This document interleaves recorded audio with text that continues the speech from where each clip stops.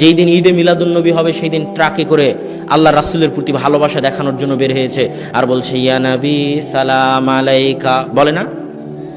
অথচ এই বাক্যের মধ্যে যে আল্লাহ রাসূলের অপমান হয় সেটা কিন্তু আমাদের এই ভাই জানে না। আমি তাদেরকে বলতে চাই, হে ভাই, তোমরা যারা ইয়া নবী সালাম আলাইকা পড়ো তারা একবার আল্লাহ তার রাসূলকে কিভাবে ডেকেছে একবার তো দেখো। সারা কোরআন একবার তো খুলে দেখো। এই সমগ্র কোরআনের প্রথম থেকে নিয়ে শেষ পর্যন্ত আল্লাহ অন্য নবীদেরকে যতবার ডেকেছেন সব নবীকে নাম ধরে ডেকেছেন। ইয়া জাকারিয়া, জাকারিয়ার নাম ধরে ডেকেছেন।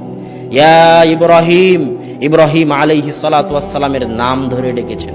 কিন্তু যখন আমাদের নবী মুহাম্মদ সাল্লাল্লাহু আলাইহি ওয়াসাল্লামকে ডেকেছেন তখন বলছেন ইয়া আইয়ুহান নবী কুল্লি আজওয়াজিক।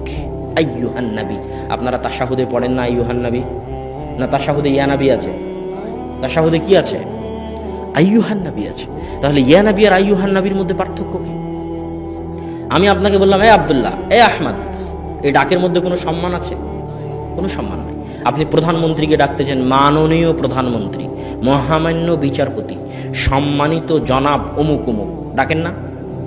তো আল্লাহ সুবহানাহু ওয়া তাআলা যখন তার নবীকে ডাকতেছে তখন বলতেছে ইয়া আইয়ুহান নবী, হে মাননীয় নবী, হে সম্মানিত নবী, হে মহামান্য নবী, হে সম্মানিত নবী মুহাম্মদ সাল্লাল্লাহু আলাইহি ওয়াসাল্লাম। নামটাও আল্লাহ নেননি, জাস্ট হে সম্মানিত, হে মহামান্য নবী বলে ডেকেছেন। আর সেই জায়গায় তারা বলছে ইয়া নবী মানে এই মোহাম্মদ, ইয়া নবী মানে এই মোহাম্মদ, নাউযুবিল্লাহ। আর তারা বলতেছে তারা নাকি আল্লাহ রাসূলের আশিক।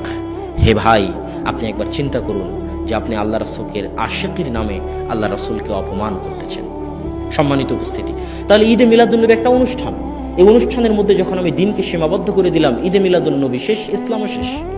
টঙ্গীর ইজতেমায় হাজার হাজার মানুষ একসাথে হাত তুলে দোয়া করতেছে, টঙ্গীর ইজতেমাও শেষ, মুসল্লিও শেষ। তো ইসলামকেও যদি ধ্বংস করতে চান সেটাকে কার মধ্যে সীমাবদ্ধ করে দিতে হবে?